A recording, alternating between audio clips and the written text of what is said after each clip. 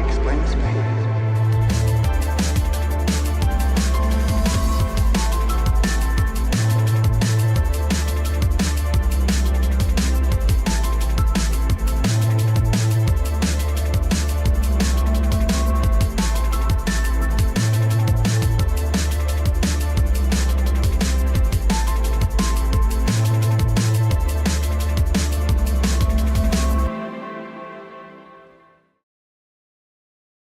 Здравствуйте! В эфире авторская программа Медпроф, совместный проект медиаплощадки Медиаметрикс Питер и интернет-ресурса medicine-prof.com.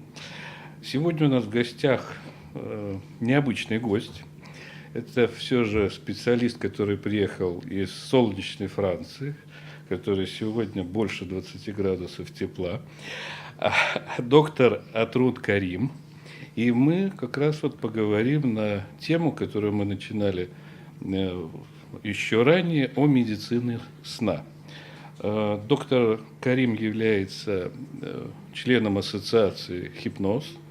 Да, я правильно называю? Да, то есть, гипноз – это бог сна. И вот для меня это очень приятно, что приехали из Франции, из Парижа. Хотелось бы все-таки поговорить, как обстоят дела с медициной сна в Европейском Союзе, в частности во Франции. Потому что, когда мы начинали разговор здесь, все-таки стандарты качества по этому, я считаю, очень важному направлению здравоохранения пока не приняты в Российской Федерации. Вот как обстоят дела во Франции? Вначале спасибо merci de m'avoir invité. Спасибо прежде всего за то, что меня пригласили. Sur votre antenne. Donc, la médecine du sommeil en France, en Europe, s'est développée depuis une vingtaine d'années. Во Франции и в Европе медицина сна уже развивалась уже в течение 20 лет. En particulier concernant la prise en charge des troubles respiratoires du sommeil. Особенно вот это связано с лечением нарушений дыхательных проблем во время сна. Donc initialement avec les pneumologues et les ORL, et puis ça s'est étendu en fait à plusieurs spécialistes, les réanimateurs, les pédiatres, les cardiologues, les médecins du travail, les psychiatres.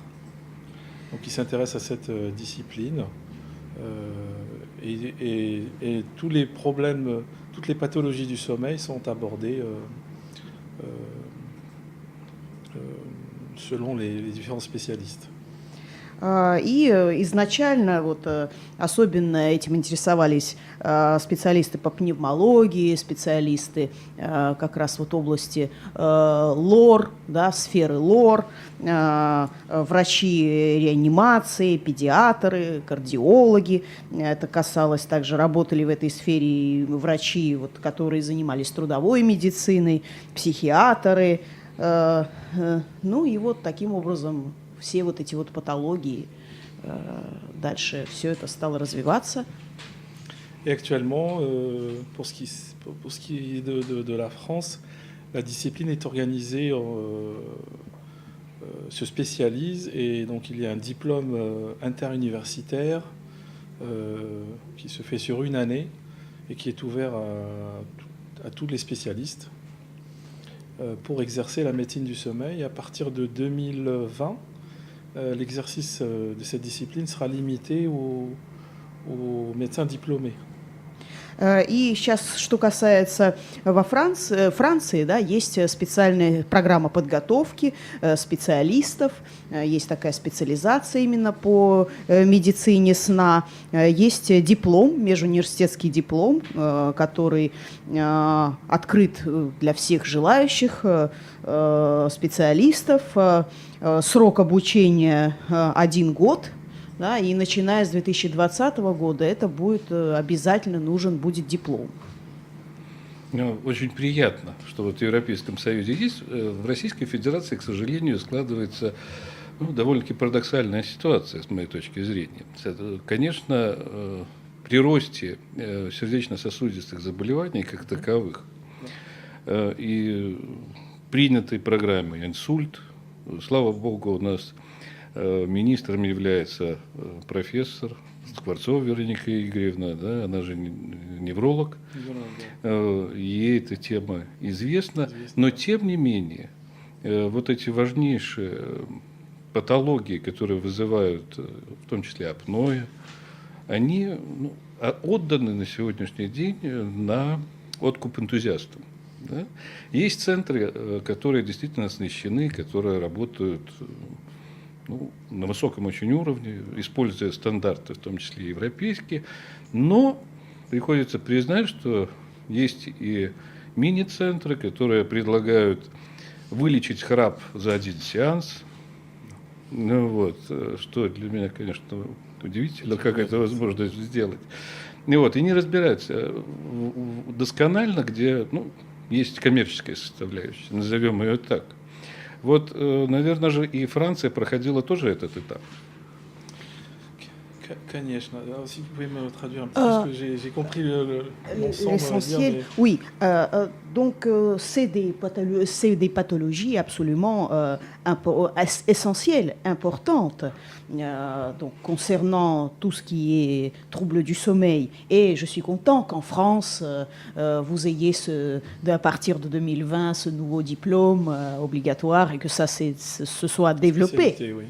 Mais en Russie, c'est un paradoxe parce que il y a une augmentation de cas de maladies cardiovasculaires et il y a aussi ce programme AVC qui a été mis en place et nous avons un ministre qui est spécialiste, qui est professeur, Madame Skvortsova Veronika, qui connaît cette problématique très bien. Et donc c'est sa spécialité aussi un peu, mais c'est des problèmes, c'est des pathologies très importantes liées aux troubles du sommeil. Mais pour l'instant en Russie, c'est plutôt plus une affaire d'enthousiastes que de professionnels. Et il y a des centres de très haut niveau, utilisant les standards européens de très haut niveau, et qui proposent des traitements. Mais il y a aussi des mini-centres qui proposent par exemple de traiter les ronflements en une séance. Hein. Et évidemment, ça c'est pas très professionnel. Et donc, c'est comment en France... la France a peut-être connu la même situation il y a так, чтобы коротко, чтобы было предисловие, да? То есть все равно коммерческая составляющая в здравоохранении присутствует. Но как основные этапы или этап, что объединило специалистов, и сподвигло принять стандарты, объединиться и подходить к этому не только с коммерческой, но и с профессиональной точки зрения. Ça s'est organisé par la création d'une société savante, qui est la Société française de médecine et de recherche du sommeil, qui d'ailleurs parraine notre prochain congrès à Saint-Pétersbourg. Et donc c'est un gage de sérieux, de compétence. Effectivement, il y a une partie commerciale, puisque dans le traitement de l'apnée du sommeil, il y a la CPAP thérapie, la pression positive continue, ou la BiPAP, les 2 niveaux de pression, ou les ventilations auto-asservies. Est-ce qu'on peut... La CPAP thérapie, c'est la pression positive continue. Et puis la BiPAP, c'est la ventilation en 2 niveaux de pression. Для того, чтобы нашим зрителям было тоже более понятно, будем стараться говорить более короткими фразами. Да? On va essayer peut-être de faire plus court. Et on m'a demandé que vous regardiez Sergueï. D'accord, très bien. Да, значит, alors, мы создали специальное общество, да, научное общество специалистов, объединяющих вот как раз вот врачей, занимающихся медициной сна. И вот это вот общество, оно как раз и патронирует наш будущий конгресс, который мы будем проводить в Санкт-Петербурге. И это залог, так сказать, компетентности, компетентного подхода. Да? Конечно, есть также и коммерческая составляющая. Мы используем терапию, СИПАП-терапию, как вы знаете, наверное, также СИПАП и БИПАП-терапию. Да?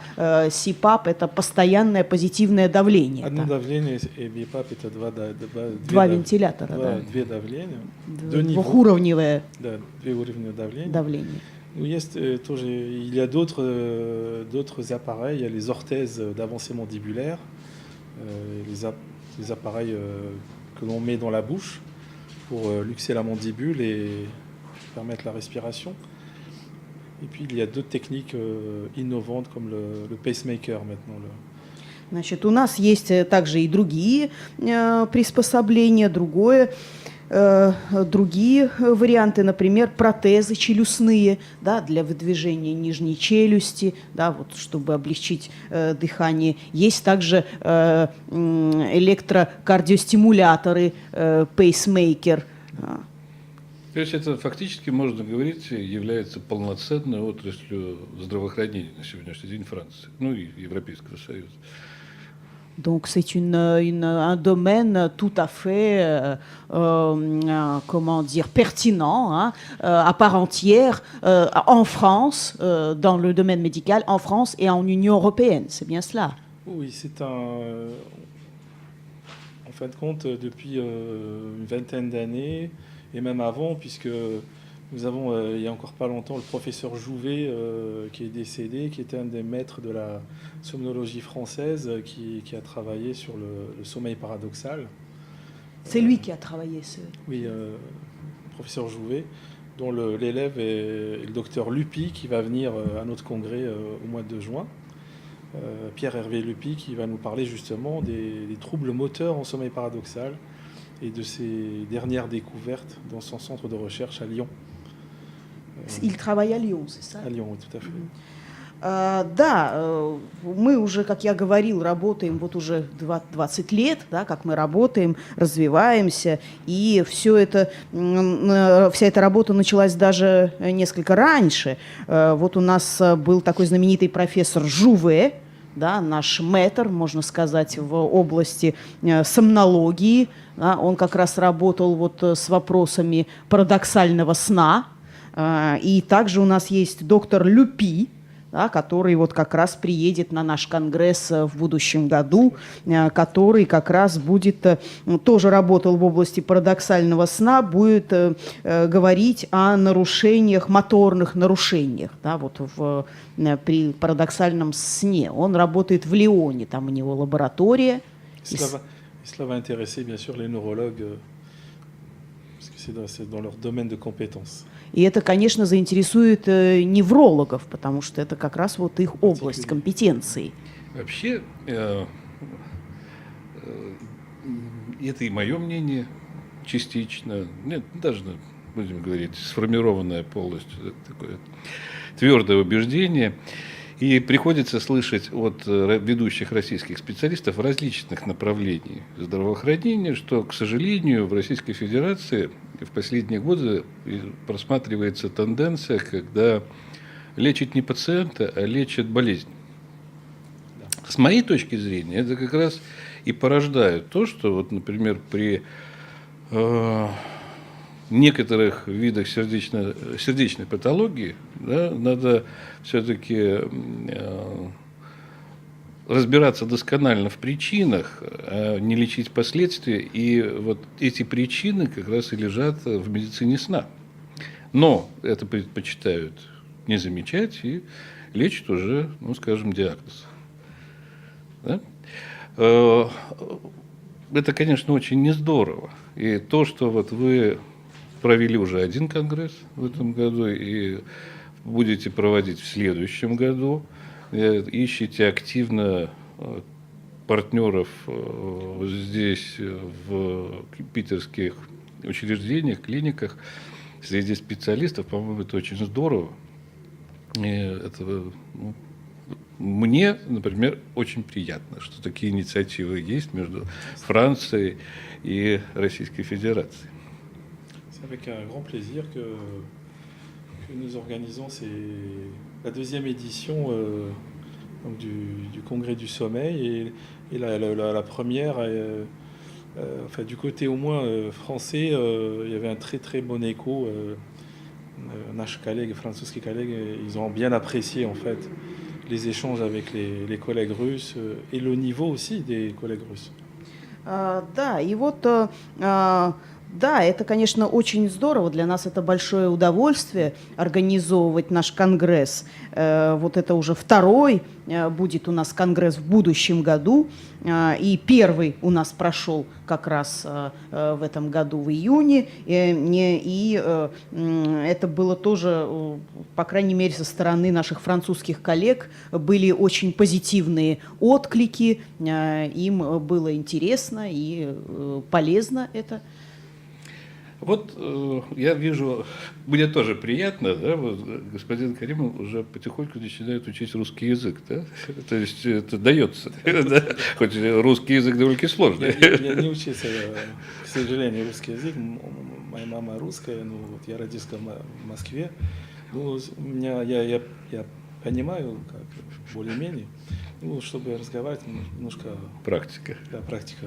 Ну, я надеюсь, один конгресс, второй конгресс, но дальше будет достаточно практики, да, чтобы вспомнить в полном объеме. Да. Вот хотел бы задать еще такой вопрос. 20 лет вы во Франции уже занимаетесь этой тематикой серьезно. Да? Есть стандарты качества оказания помощи. Как улучшились показатели вот, кардиологические, неврологические, да, даже летальность, инвалидизация? Какие цифры, вот, может быть, вы могли бы нам сказать? Что дает медицина сна в практическом применении? Vous pouvez traduire parce que je n'ai pas très bien compris. Alors, donc ça fait 20 ans que vous travaillez dans ce domaine, dans cette thématique, et évidemment, je pense qu'il y a déjà des standards en termes de qualité. Et alors, la question est comment est-ce que vous pouvez donner des chiffres éventuellement? Comment est-ce que les indicateurs en termes dans le domaine de la cardiologie, de la neurologie, comment est-ce qu'ils se sont améliorés peut-être grâce à l'intervention, à l'apport de cette médecine du sommeil? Да. Il faut savoir que le travail n'est pas fini encore. Il débute. Вы знаете, нужно понимать, что наша работа еще не закончена, она только начинается. Au jour d'aujourd'hui, par exemple, les unités neurovasculaires à Paris, où on fait beaucoup d'examens, des examens très pointus, il n'y a pas de dépistage, même polygraphique, du syndrome d'apnée du sommeil. Et il n'y a pas, pardon? Il n'y a pas de dépistage, il n'y a pas de diagnostic du syndrome d'apnée du sommeil chez les patients victimes d'un AVC, insulte.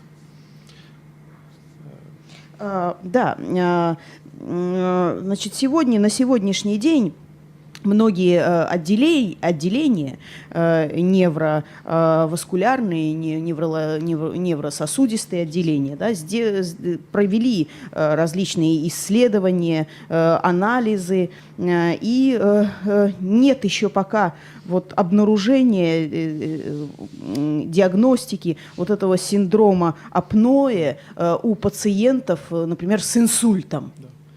Et donc,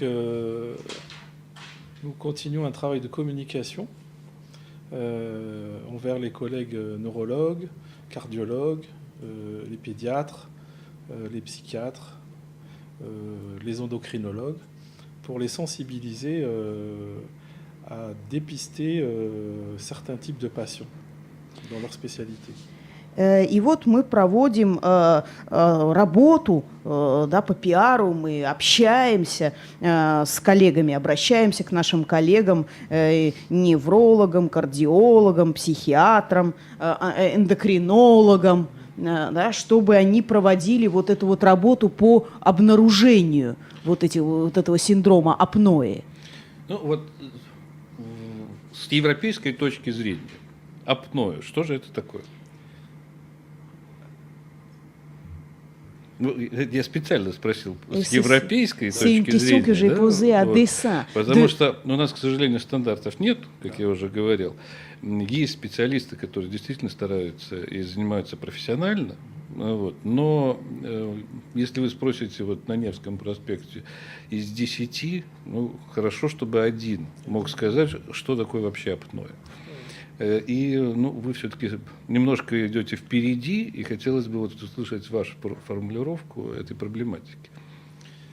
Si j'ai bien compris, donc il souhaite que... En fait, la question, c'est de la vie, quelle est la vie en fait de l'Europe, on peut dire de l'Union européenne. Qu'est-ce qu'un apnée? Parce que nous, on n'a pas de standard. Il y a des spécialistes qui essayent de faire ça de manière professionnelle, mais par exemple sur la Nevsky, si vous interrogez des gens, peut-être une personne sur 10 dira ce que c'est. Donc voilà, quel est votre... C'est concernant le grand public ou les professionnels? Это вот мнение именно касается широкой Для публики. широкой публики. Pour le grand public. Oui. Pour le grand public, enfin, pour ce qui est de la France, je ne sais pas ce qui se passe en Europe, je n'ai pas d'idée concernant le public, mais en France, c'est pas très connu encore. Ну, du grand public. Если это говорить о широкой публике, в Европейском Союзе, в Европе, я не знаю, я не мог бы сказать. Но что касается Франции, это еще не очень широко известно широкой публике. Да. Donc et y compris dans le milieu professionnel, c'est pas très encore connu. Donc le travail reste à faire encore. Ну, D'information. И даже, как бы, вот, если говорить о профессиональной среде, да, это еще не очень хорошо все-таки известно, то есть надо продолжать именно информационную работу в этом направлении. Et donc, en France, la société française de médecine du sommeil organise tous les ans des ateliers, des séminaires, des journées par thématique pour former les médecins. Donc de toutes les spécialités, enfin de beaucoup de spécialités qui ont été citées tout à l'heure.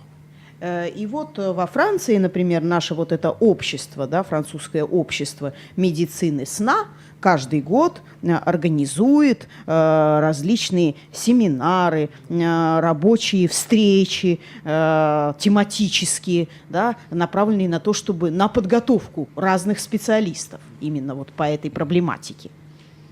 Понятно. Ну, я немножко по-другому хотел сказать. Ну, давайте я тогда попробую сформулировать, чем опасно апноэ. Да? То есть,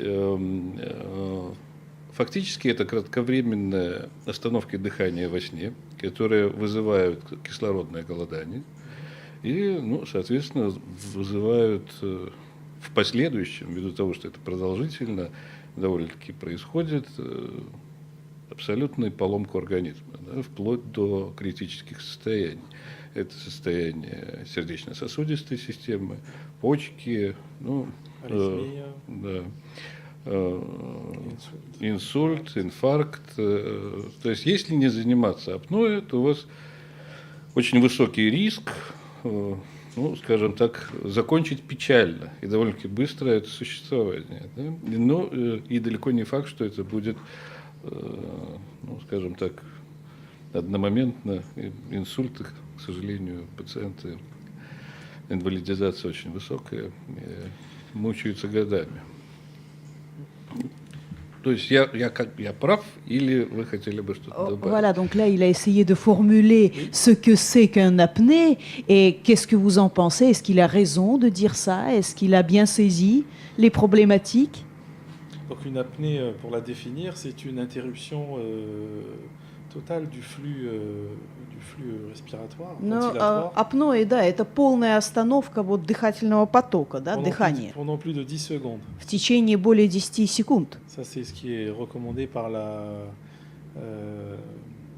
recommandations européennes et aussi C'est la définition qui est recommandée. Oui. Да, c'est это une вот interruption du flux. Si on veut être puriste, c'est une diminution du flux de plus de 90% pendant au moins 10 secondes. То есть это сокращение, да, этого потока воздуха более чем на 80% в течение, по крайней мере, 10 секунд. Et donc, ces interruptions répétées entraînent des baisses du taux d'oxygène et entraînent un stress oxydatif, de l'inflammation. Et donc, il y a des lésions des vaisseaux, des artères. Et donc, cela peut développer une hypertension résistante, de l'arythmie, de l'insuffisance cardiaque, un accident vasculaire cérébral, De l'arythmie, l'arythmie. oui, la fibrillation auriculaire. Et puis d'autres maladies. Maintenant, il y a des publications sur le cancer, sur le rôle, l'association entre syndrome d'apnée du sommeil et cancer. Et puis les maladies inflammatoires telles que le rhumatisme. Les rhumatismes, c'est Les ça? rhumatismes, oui, tout à fait. Да, значит, здесь много есть. Значит, получается, что это прерывание, да, и вот дыхание, и постоянное повторение вот этих вот нарушений, да, постоянное прерывание дыхания приводит к чему? Снижение объема кислорода, да, уровня кислорода, оксидативный стресс, различные воспаления. Это может привести к повреждениям сосудов, артерий, может вызывать это все резистентную гипертензию, приводить к аритмии, ну и вызывать различные другие болезни. И есть, кстати, публикации вот на эту тему о связи, что может существовать связь с раком. То есть апноэ, синдром апноэ и рак, раковые заболевания. Онкологические заболевания. Онкологические. И вот еще хотел бы у вас спросить, да, вот несколько раз вы говорили о педиатрах, да, то есть что и по детству непосредственно тоже это абсолютно невозрастная болезнь, которая может затрагивать и наших деток, правильно же? Вот. И непосредственно педиатры активно работают во Франции и в этом направлении тоже. Вот в каком примерно процентном соотношении, ну, если у вас есть такая статистика, взрослое и детское воспитание? Ну, у нас дети до 18 лет считают. Взрослого и детского апноэ, да? Да, да. Pour les adultes, les études anciennes, вот старые, comment on dit les études? Что касается взрослых, да, значит, есть старые исследования, результаты. Старые статистики, вот уже 20 лет назад, la prévalence, elle était de 4 à 5%. Где-то по взрослым, да, встречаемость, да, случаи составляли 4-5%, да? От популяции. Да. От популяции.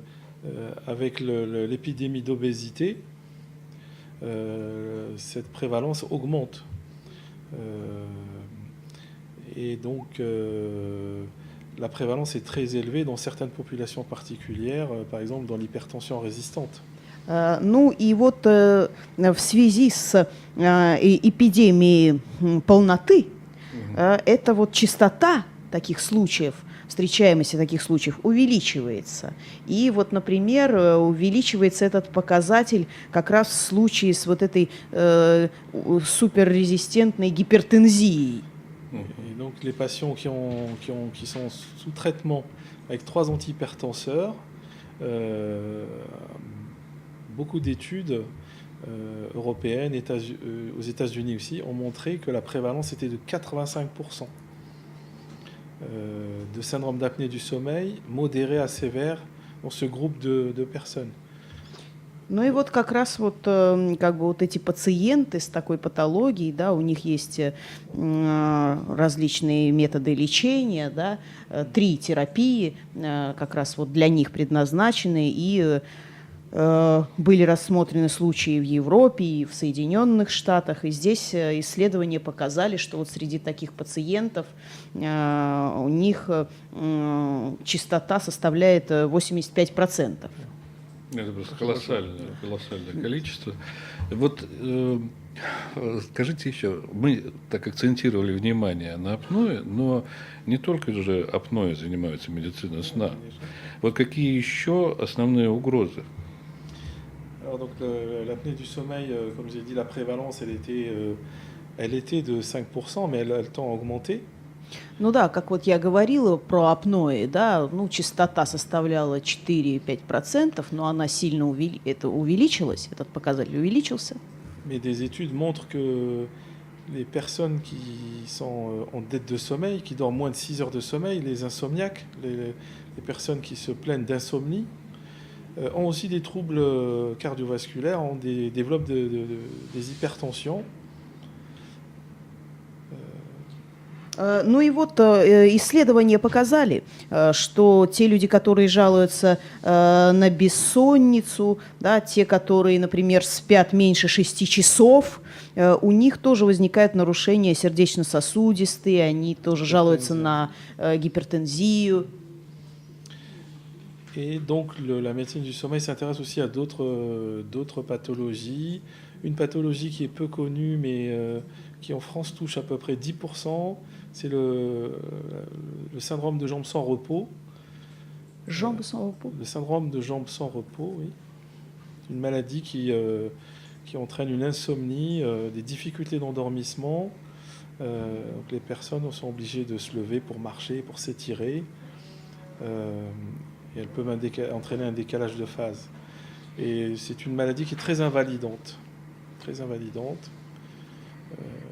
Ну, здесь вот есть такая патология, которая не очень известна.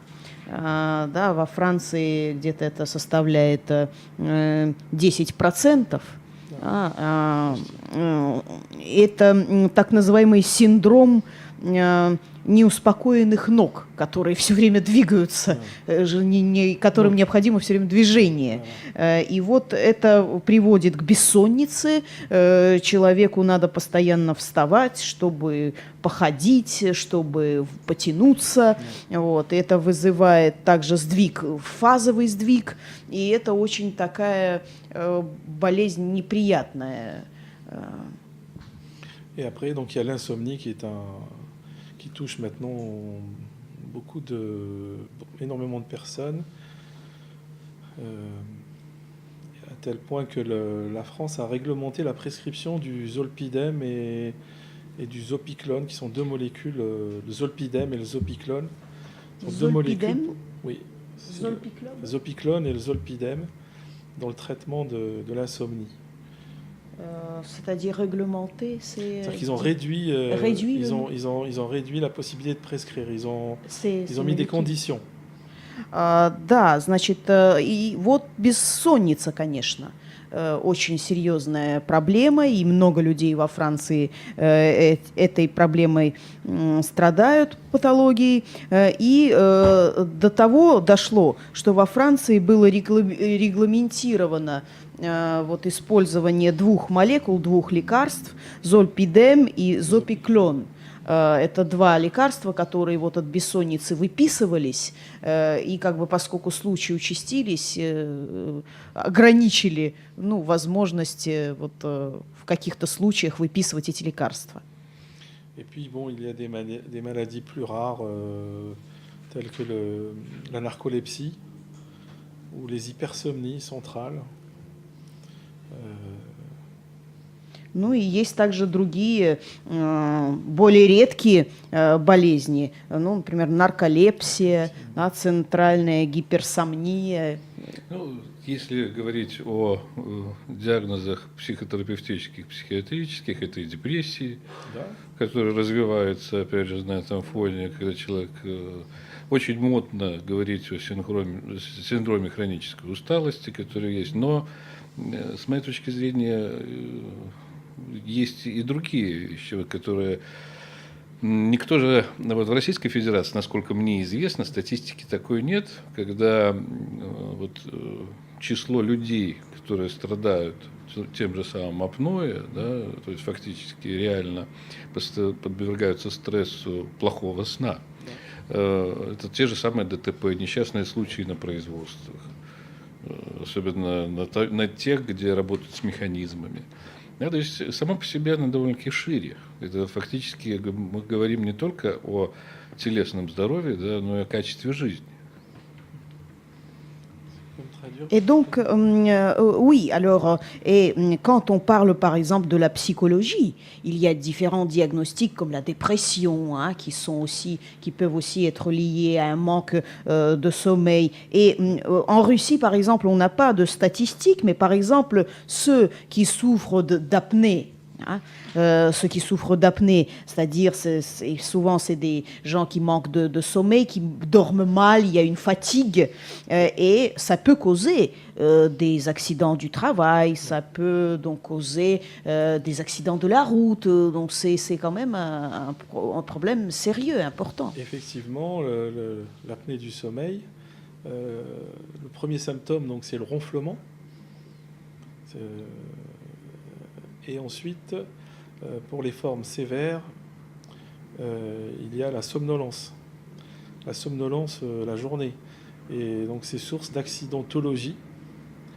Et alors les chiffres varient un peu, mais le risque d'accident de la route est multiplié de 4 à 7 par rapport à la population générale. Ну, il y a plus да. d'accidents de la route liés à la somnolence qu'à l'alcoolisme, par exemple. Donc, risque d'accident de la route, c'est 4 à 7. 4 à 7, oui, selon les études, mais il y a des études où on donne 7 fois plus de risque d'accident de la route, par somnolence. Да, значит, апноэ – это, конечно, один из симптомов апноэ – это храп, но и при тяжелых формах это симптом основной – это дремота, сонливость, дневная сонливость. Да? И, конечно, в зависимости от исследований цифры могут разниться, различаться, но вот риск, конечно, ДТП, дорожно-транспортного происшествия, где-то от 4 до 7. Да, оценивается, вот так, если говорить об общем количестве. Довольно-таки все-таки проценты. Y compris les accidents du travail aussi. И учитывая также, включая также вот несчастные случаи на работе тоже. Pour les gens qui travaillent pour les immeubles en hauteur. Люди, которые работают на высоте, на крышах домов. Puisque la somnolence, le manque de sommeil entraîne des troubles de concentration avec des sources d'erreurs dans le travail. И нехватка сна вызывает нарушение концентрации. Соответственно, это может быть источником ошибок на работе. Вы знаете, я так вот сейчас подумал, и действительно, вот насколько многогранен русский язык. Да? Вот в русском языке есть такой термин «зазевался». Ну, или говорят, там, вот не заметил, проехал на красный свет, зевнул. Да? То есть, ну, вот, да, то есть, вот, по большому счету, человек как на подсознании по Фрейду, да, уже сам себе может диагностировать определенные состояния невыспавшейся, то есть усталости или прочее. Вот хорошо. И хотел бы в конце передачи, у нас, к сожалению, так наши 45 минут проходят довольно-таки быстро всегда. Я бы хотел вот спросить у вас, господин Карим. Скажите, вот взаимодействие между врачами различных специальностей, ну, как вы говорили, неврологи, кардиологи, психиатры там, и т.д., насколько оно дорогое? Ну, я имею в виду, надо ли закупать дорогостоящее оборудование, либо достаточно координации усилий, например, между тем же педиатром и врачом-кардиологом. Понятно, что какие-то дополнительные исследования надо проводить, и, опять же, ну вот вы говорите, там определенные протезы используются, да, для коррекции. Но насколько это вообще дорого? И хотя я понимаю, что говорится здесь о цене жизни нет, но вот сколько вот это взаимодействие стоит примерно во Франции? Ну, хотя бы вот, я не беру онкологи, это очень дорого всегда, но оснащение вот тех же кабинетов, клиник, вот как это организовано? En France, il y a une organisation en fait, étatique de la sécurité sociale. Les travailleurs cotisent. Et pour ce qui est des appareils, en fait, ils sont mis en location par des sociétés prestatrices de services. Et donc la location, elle est payée par la sécurité sociale française. Да, значит, во Франции как все организовано? Есть государственные организации, да, которые, собственно говоря, обеспечивают, предоставляют социальное обеспечение, и все работники платят, отчисляют, да, суммы, так называемые социальные отчисления, социальные взносы. И что касается самих приборов, аппаратов, да, они сдаются фирмами, да, и социальное обеспечение, собственно, система социального обеспечения государственная оплачивает это. Mais ils sont en train de faire très attention, car maintenant, il y a à peu près 1 million de patients appareillés. Сейчас есть миллион людей, которые они спят с этим аппаратом сейчас, да. Это очень большие деньги для государства. Сейчас они Ну и regardent ça, ils surveillent. Сейчас, конечно, все эти службы очень внимательно следят, да, за расходами, за всем, потому что сейчас около 1 миллиона людей пользуются, да, этими аппаратами во время сна, и, конечно, это стоит дорого. Et donc, ils favorisent effectivement le développement de l'orthèse qui est un peu moins cher, ça coûte moins cher. И, конечно, они поощряют вот именно использование, да, разработки, использование вот этих вот протезов челюстных. Да, они стоят менее дорого.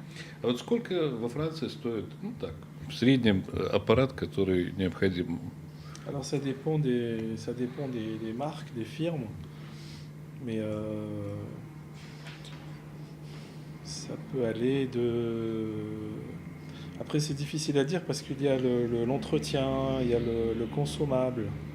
Mais on va dire à l'achat, il y a des appareils qui coûtent aux alentours de 400 euros, à peu près 400 euros.